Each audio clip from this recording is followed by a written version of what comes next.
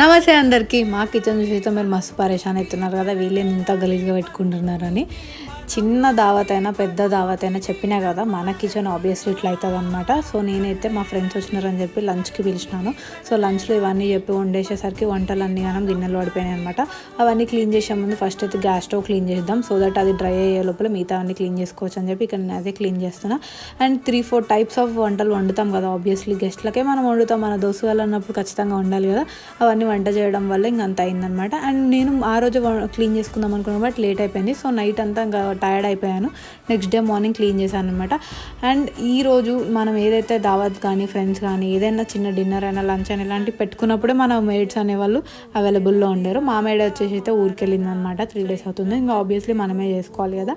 ఇంకా తను ఎప్పుడు వస్తుంది అనేది ఎగ్జాక్ట్ క్లారిటీ లేదు. ఇంకా సో నేనైతే క్లీన్ చేసేసుకున్నాను అనమాట. అలా ఉన్న కిచెన్ ఇలా అయితే క్లీన్ చేసేసాను. మోర్ వీడియోస్ కోసం సబ్స్క్రైబ్ చేసి